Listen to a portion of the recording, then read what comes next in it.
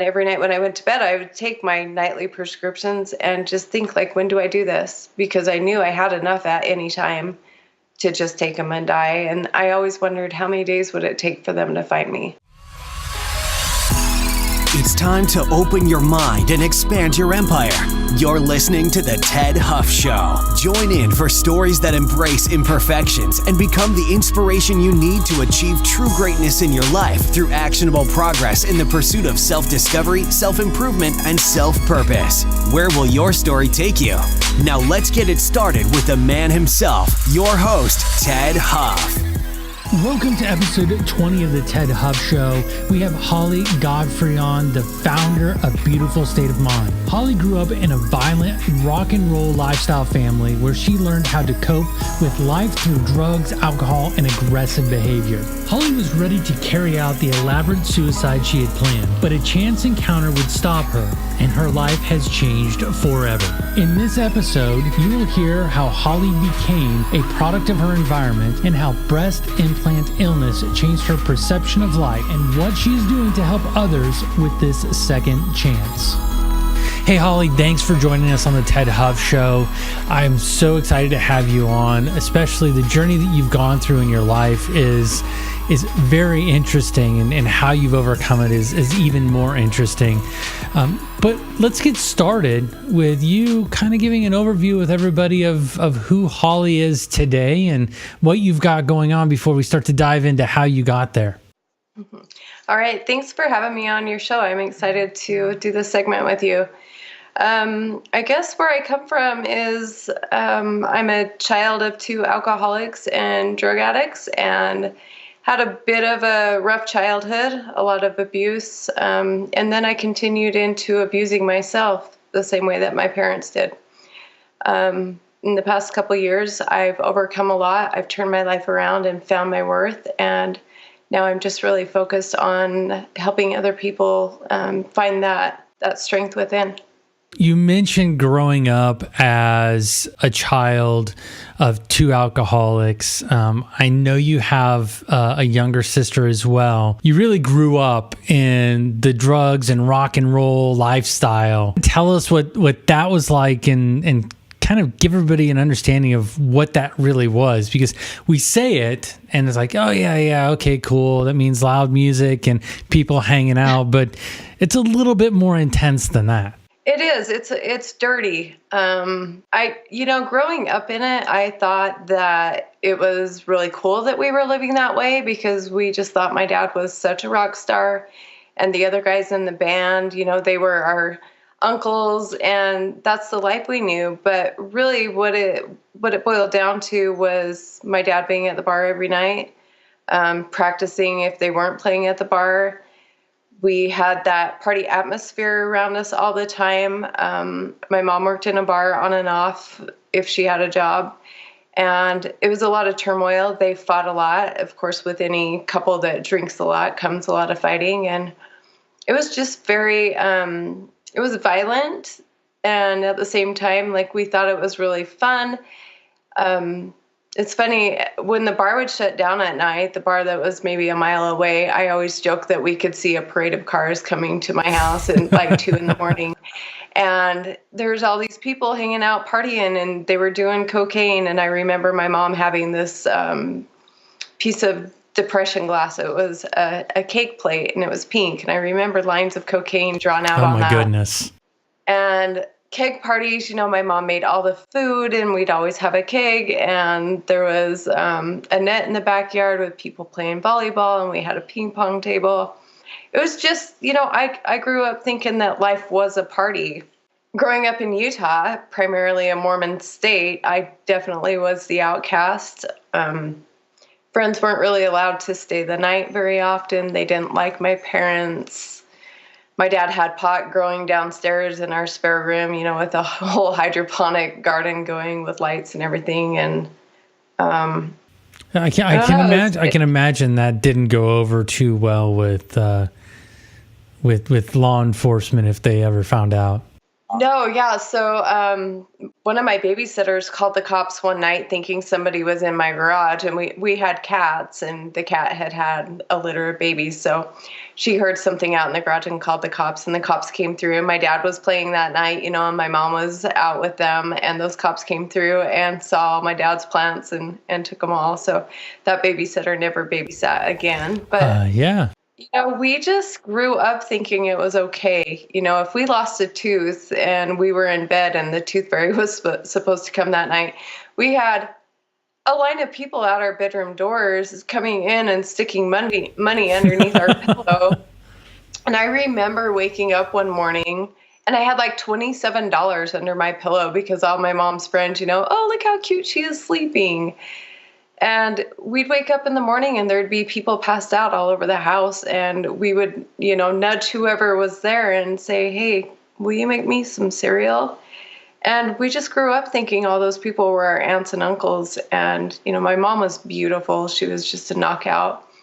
And my dad was the rock star. And if you can imagine, like, I thought that was big. I didn't realize he's just a small town band playing in bars. He did tour a lot of the western states, but I thought it was great until the fighting got really bad. So, and then, I just wanted dad to be home and mom to be sober. Because in a family dynamic like that, it sometimes is hard to feel like you fit in with the family.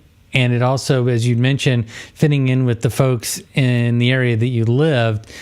What did you do to feel like you were part of a group, a community, a tribe? What things did you do as a child that pulled you into one group or another, or pulled you away from stuff? What were some of the things that you may have done? My sister's about 4.5 years younger than me. And early on, I wanted to be part of the neighborhood kids. I wanted to feel like I fit in.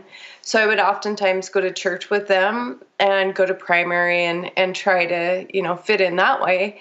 But I smelled like smoke because my mom smoked in the house. So this is the 70s, early 80s. And although we knew that it was bad, it still wasn't a big deal to smoke in the house. So I went, into the LDS church smelling of smoke, and they would send home pamphlets about smoking or finding, God or whatever. And they had me stash those all over the house. I remember putting them like in the silverware drawer and in my mom's books. And my mom said, hell no, you're not doing this anymore. You're not going to the church, So she took me out of that environment. So I started hanging out with the bad kids. I started hanging out with people that fit my family dynamic. I started smoking when I was about 12. And by the time I was 15 years old, I was my mom's best friend, and I partied with her.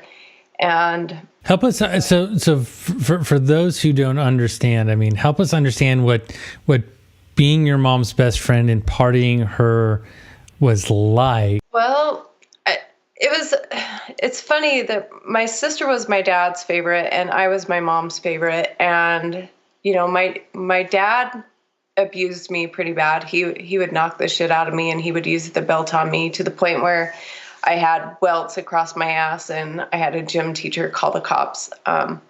So my mom kind of coddled me. She would stick up for me against my dad. And so it was like them against us.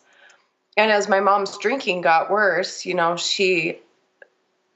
was treated so bad by my dad, and we just needed to be best friends. So she would, as early as 14 years old, my dad had a job at that point and she didn't. And so her and I would stay up all night and we'd watch Little House on the Prairie or the other show with the car Kit on it. I can't remember, but we would push the car out of the driveway and down the street. And then we'd start it about a block away so that he didn't hear us leave. And we would go to 7-Eleven up the street.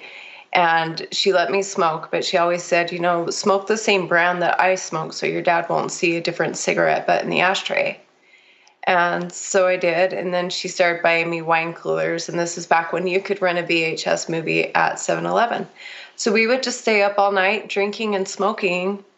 And I I really think I just wanted her to love me so much that I just wanted to be whatever she needed me to be. Even though we had our horrible moments too, man, we knocked the hell out of each other.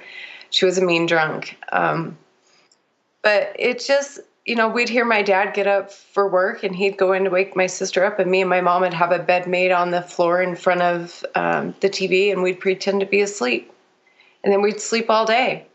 And it just, and then I didn't go to school. I didn't get good grades. My dad didn't understand what the hell was going on because he didn't really understand what me and my mom were doing.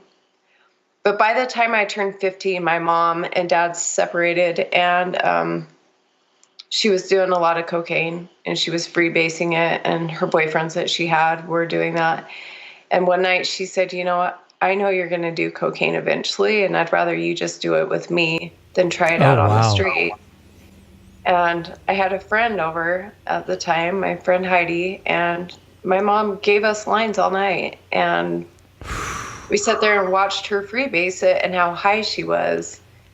And we ended up trying to freebase with her too. And I was so sick. I was sick that whole night, throwing up, and then she made me go to school the next day. So it just progressively got worse and worse over the years. And I think just because she was so sad, and she knew what she was amounting to, and she wanted me on her side. So the way to get me on her side was to have me join her in everything she was doing. In preparing for today, you had mentioned, shortly after all of that started, that you ended up having to take a trip to Chicago for a little while. Yeah. Did that trigger something in your mindset, or looking back, does that change the way you look at things? It was a really bad spot for me. The way that we grew up, early on, we had a really great life. My mom and dad had their shit together, and we would have dinner every night, and we sat at the table together, and we camped and hiked and everything. We really had a great life. But once that started dissipating, I think I reached out anyway to get attention. Mm-hmm. And, any attention, even bad, is attention. And so I started hanging out with older men, not, 5 or 6 years older than me. And I just started getting in a lot of trouble. And so I got myself in some trouble, and my mom and dad were going through their divorce at that time. And I ended up pregnant at 15 years old, and they sent me to Chicago.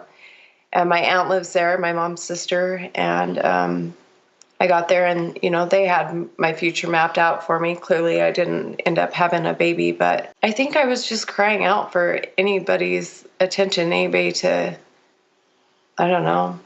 It was an ugly time, and looking back now, I feel sorry for that little girl. Like, if I could find little girls like that right now, the things I could tell them to help them through, because it is sad. I was a mess, and it just got worse too. I didn't really learn from the mistakes I made. They just seemed to be normal. And, I was hanging out with the same type of person. So it's not like I was hanging out with this bunch of religious girls that went to primary every day and everything, and I was the bad girl. I just fit in because I was hanging out with all the bad kids. So it never really seemed to be a big deal that I was getting into all that trouble. Growing up in a environment that is, as you've called it in the past, a violent environment, how did that transfer through to even your relationships today? Up until 2010, every relationship I had some type of violence in it. And a lot of times it was me, just because I thought that was normal. I would get really mad or really frustrated, and my way to deal with that was to hit, or I was just really violent and had a lot of anger issues. And it seems like every guy that I was with had the same ones, or maybe I brought those out in them. But until 2010, or actually 2009, I was married at the time, and me and my husband got in a fight on Valentine's night, and That's the perfect night to get into a fight. Isn't it? Our night, our big date for Valentine's was to go get some cocaine and go to the bar. And we got home and fought that night. And eventually, I went to go get in bed with my daughter thinking it would stop. And he grabbed a gun and told me he was going to kill himself. So I called the cops, and they took us both to jail. Wow. And it was both of you? Yeah. And there's got to be a good reason behind that one. There is. I wouldn't have gone to jail if I would have kept my mouth shut, but he had ran out the door with the gun, and in between the time that I called the cops and they got there, he had come back to the house and gave me the gun, and my daughter went and hid it. My oldest was there. And so when they got there, I was really combative and screaming at them because they had their guns drawn on him and he was on the ground, and I was screaming, please don't shoot him. And I was just interrupting in what they were trying to do. So they took us both. They did drop my charges, but this all happened in front of my oldest daughter, and she had to write a report about it, and she didn't talk to me for about 6 months, and rightfully so. And I ended up losing custody of my youngest one too, because her dad found out about the night and took me to court and fought and won. And I know now I was teaching them, the habits that have been passed down from my mom and dad on to me. And thank God, both of my daughters have amazing dads and very normal lives, and, they don't act the way that I did. So I'm really thankful for that. But, until that divorce, that's the same relationships that my parents had, and I had them all those years too. So I finally got out of that, and thank God. You're very open with the fact that you had breast augmentation surgery and then found that you had the breast implant illness as well. Going back to getting that surgery that led to the breast implant illness, do you remember what the thought process or the driver was to go through the surgery to begin with? Yeah. And what was going on in your life at that time too? I was partying. I was part of a bar. Me and some friends opened up. I did some construction, and I found the funding for it, so they gave me a portion of the bar. This is back in the rave, days when the rave was getting big, and we were doing ecstasy and ketamine and GHB and coke and drinking. And, I was right in the middle of this scene, and I don't know, I loved the attention. And then I had my younger sister that was 5'9" and beautiful. And I always felt really inferior to her. I always felt like I wasn't as pretty, and that guys liked her more than me. And her and I went on a trip to Vegas and won some money. And when we came back, she got hers done. And I ended up finding enough money to get mine done too. And so I really just think that I was so insecure with myself, and boobs were a way to get attention. I wanted guys to look at me, and I wanted to be looked at as sexy. And I think in today's society, there's this standard of what a woman is supposed to look like and what qualifies her as pretty or sexy or beautiful.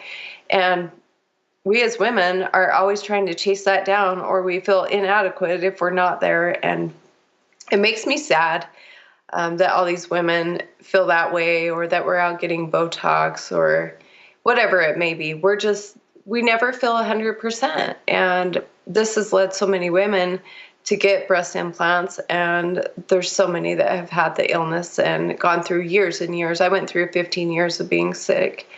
So just recently, almost a year ago, I had those removed, and my life's completely changed. On May 4th, a year ago, just about, you had them removed. What made you start researching to see what was going on? I mean, you'd mentioned to me that you just didn't feel right, but what was that breaking point for you that you're like, I'm just going to Google the heck out of this thing and figure out or Google the heck out of whatever the symptoms were to really start to figure out what was going on? I had been actively looking for an answer to the way I felt for years, and I did get diagnosed with an autoimmune disease that affects your bones and joints. And after that, every time I went in with a new problem, new symptom, they would just say, hey, it's your ankylosing spondylitis. And I'm sorry, what? bandaged me. It's ankylosing spondylitis. Okay, so sorry. basically that's a mouthful. Fusing of the bones. So all of my bones in my body are fusing together. And it is painful. I've got it under control pretty well now. But I just kept getting more and more symptoms. I just felt like I had the flu all the time. My fingers or my hands were swollen. My veins were popping out. My skin was yellow. My eyes were gray.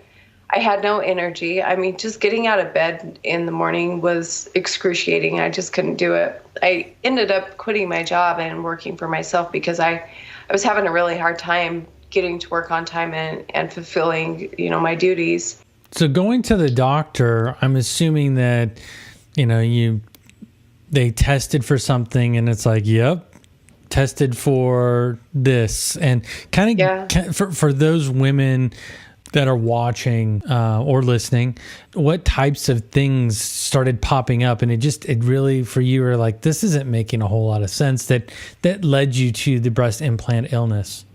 The way I got led to the breast implant illness was actually my nail lady. She had listened to me for a couple of years, complain about everything wrong with me. Like, oh, they can't figure this out. Now I've tested positive for Hashimoto's or lupus, or I've got fibromyalgia, rheumatoid arthritis. I mean, everything that you could possibly have. That's quite a list. But the doctors, and it's even more than that. It's insane. The things I had pleurisy in my chest. I had costochondritis. I had a heart condition called SVT, and I had to have surgery on my heart.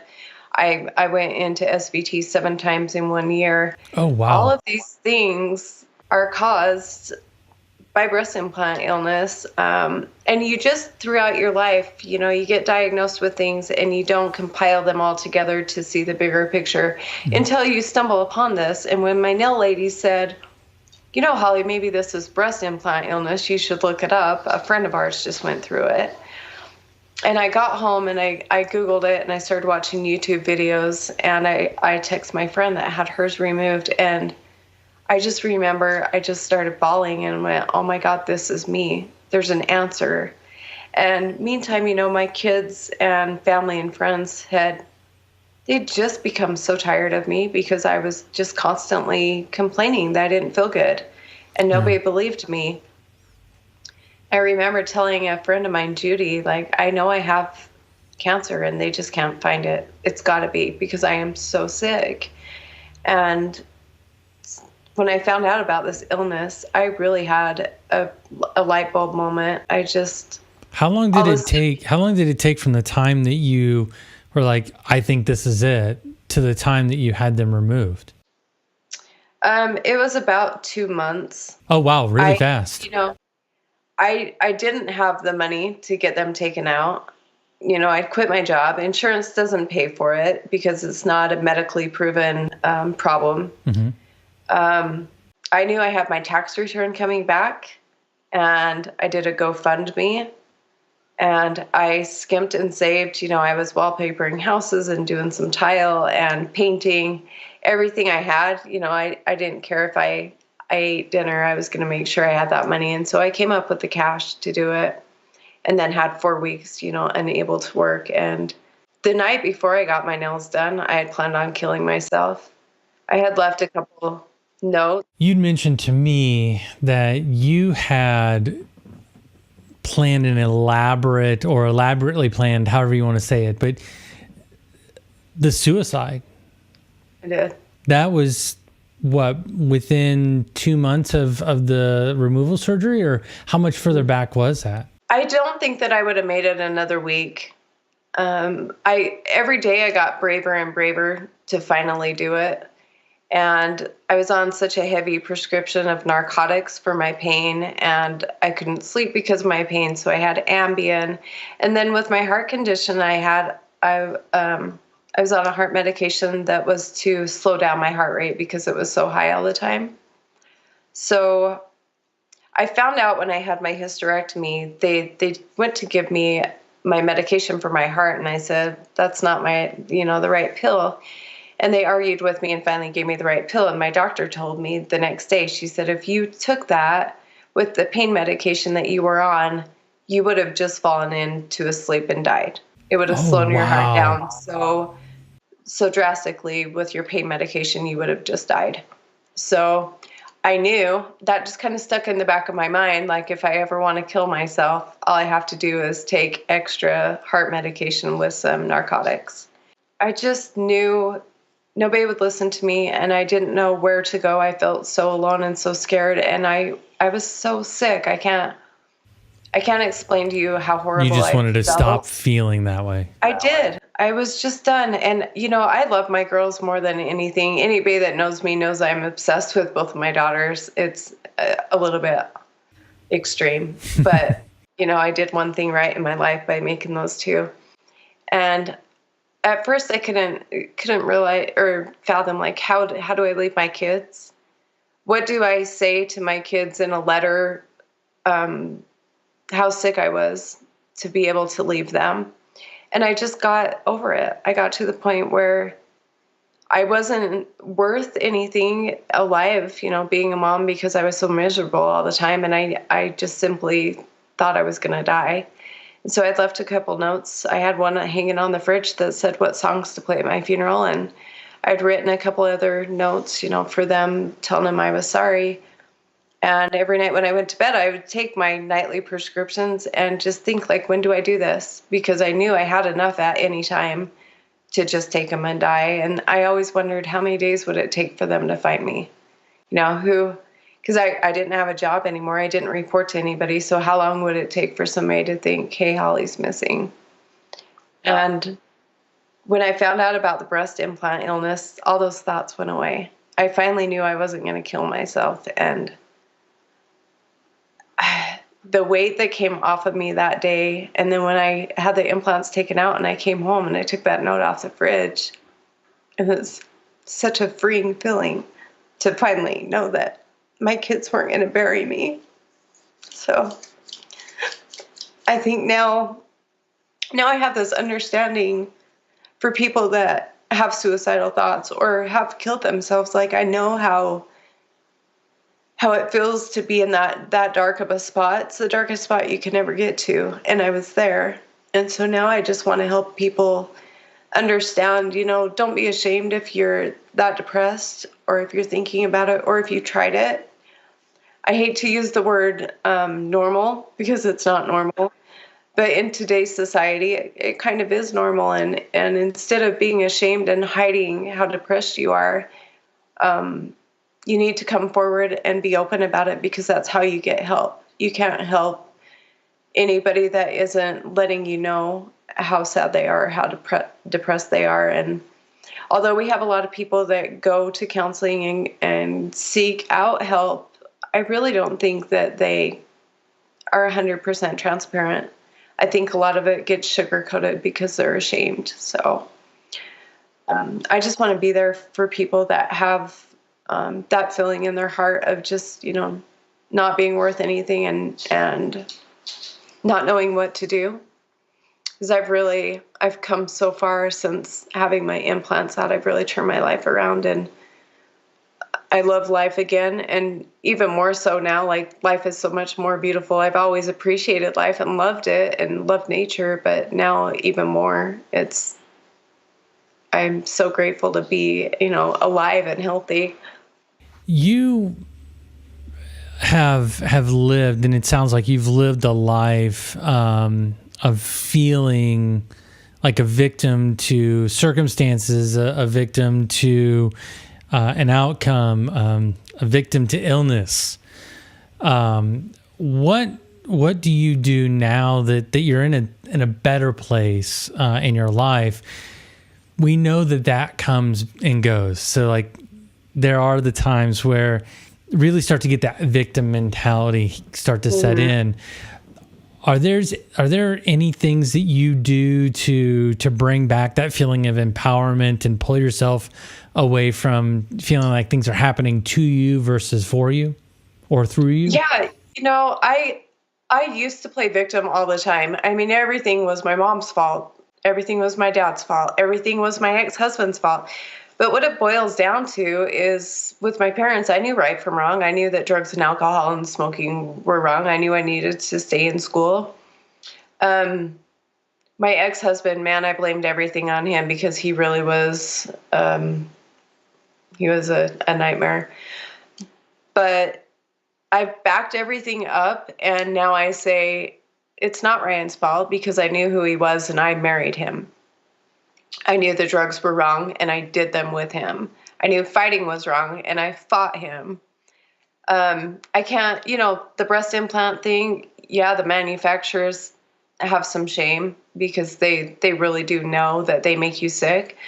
But what if I had more self-confidence and didn't think I had to change myself to be loved, then I wouldn't have got the implant. So I just really try to not play victim anymore and turn everything around. I'm a firm believer in you can't fix anything that you don't own. I love the saying, own your shit, because you can't fix anything if you don't. You put blame, well, it's so-and-so's fault. Well, it's not going to get fixed because so-and-so is not going to fix it. And when I am having my down days, I get outside. That played a huge part in my recovery with my depression and my illness. I quit smoking and I quit drinking, and I went and bought a $50 bike at Walmart to see if I would actually use it or if it would collect dust. And I found I loved the feeling of being on that bike and going down a trail and seeing all of the colors and the birds and other people. I say hi to everybody. I don't care how grumpy they look. I say hi to everybody and smile. I'm hiking a lot, and I find that there is beauty all around us. I don't care where you are. You could be walking down a dirty alley and find something that's pretty. You just really have to look for it and truly want to find it. And now that's it's my goal in life, is to teach that to other people. I'm trying to get heavily involved with community and with some outreach programs and put myself out there. And I've designed a business specifically for Utah.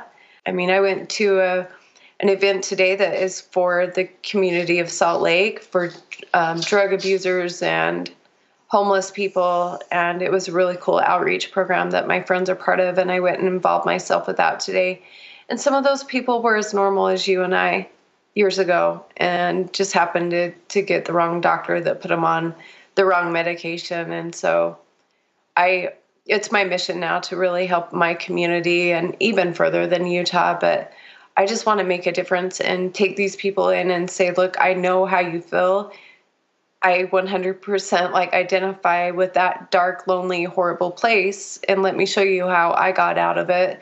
Let me take you on a hike. Let me grab a bike. Let's go for a bike ride. Anything that I can do to help them. And I think it's working, and it feels so good. I get so giddy every day when somebody texts me and says, thank you for sharing your story.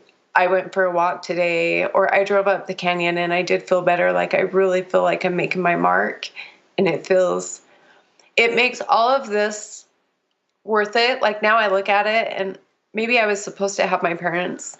Maybe I was supposed to have the illness, because now what I'm doing with it makes sense. I'm really making a positive out of it. You developed a brand called BeaUtahful. BeaUtahful. Yeah. And by the way, you guys can check it out in the show notes.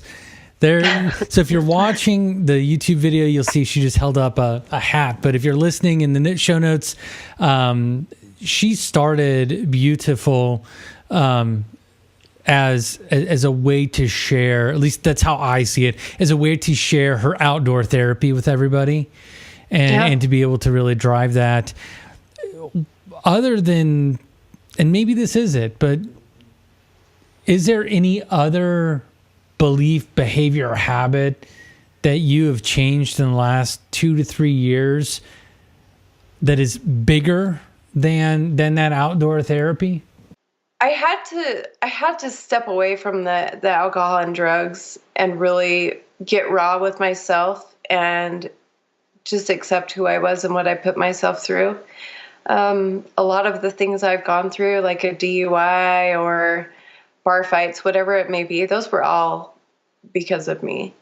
And I really just had to own everything that I've done. And it's so amazing. It's almost the day that I finally said, you know what, I'm going to own all this. I'm going to pay my bills. I'm going to, everything that I've accomplished in the past couple of years, that I swear the day I said I was going to just start biting it, eating this elephant one bite at a time, everything started turning around. And I think for me, that was key, was just owning it and stop blaming everybody and stop playing victim. But I couldn't do any of this if I didn't love myself and didn't believe in myself, because I don't think I really did prior to all of this. I don't think, all the times I just drank to where I didn't feel and I could go to sleep. I don't think it was until I got rid of all of those habits and that disrespect of myself, started really loving myself, that all of this has turned around. So you'd mentioned that you've started reading books to help you. What would you say is the one that has helped you the most at this point? Not so much a book, but a person. Mel Robbins is my favorite. She speaks to me. I understand her language. I think that her past is similar to mine, like the way we treated people and the way we treated ourselves. So I just finished another one of her books night before last, and I was actually pissed off that it was over because I'm like, where do I go from here? Like, what do I read next? And Joe Dispenza, Breaking the Habit of Being Yourself, is such a good, powerful, in-depth book, where you really look at the chemistry of the brain and how we get used to, it's basically a chemical dependency, just like drugs and alcohol. We get used to those chemicals that we're producing in our brain based on a pattern or an event, such as fighting or sadness. So that was an eye-opener for me. That made sense to me of why I keep going back to the same repetitive lifestyle. I love Dr. Joe. God, he's just brilliant. He's amazing. And that book, somebody recommended that to me, and I listened to it in a weekend driving to St. George and back. And I came back, and I just felt like I was a different person, because I was like, I had that, oh, okay, aha moment. Now I understand how our brain works. For those people who are out there that may be going through a hard time or are recovering from experiences similar or just as traumatic as what you've gone through, let's give them 3 tactics that they can walk away with after listening today to help them get through and or become that person that they want to be. The one that has really helped me, and I came up with a hashtag for it, it's say what you do what you say. I think if you wake up every day and you know who you want to be, and you're on your way, you're on that path, but you're just a little unsure, you really just have to start acting like the person that you want to be. I 100% believe this works. When I quit smoking, I was a smoker for 30 years, and I did love to smoke. It was a habit I enjoyed. I woke up every morning and I would say out loud repetitively, I don't smoke. I'm not a smoker. I don't smell like smoke. And, I just finally started believing what I was telling myself. And I think that's really important. If you vocalize what you want to be or who you are, you will become that person. Own your shit. Address your issues. Don't sugarcoat it. Like, own your story. We all have a story, and I'm sure we all have skeletons in our closet and things that we're ashamed of, but that's what makes it okay to own your story. You don't have to tell lies. You can be open and honest. I've shared a lot of things about my personal life with others, and all it's done for me is connected me with people that trust me and look up to me.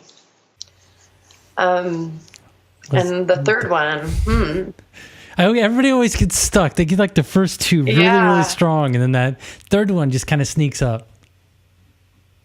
Respect yourself.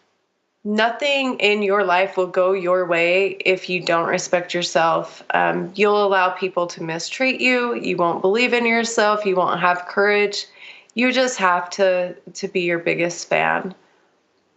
Some days I do live videos or I post something that I'm just like, oh my God, nobody's going to like this, or people are going to think I'm dumb.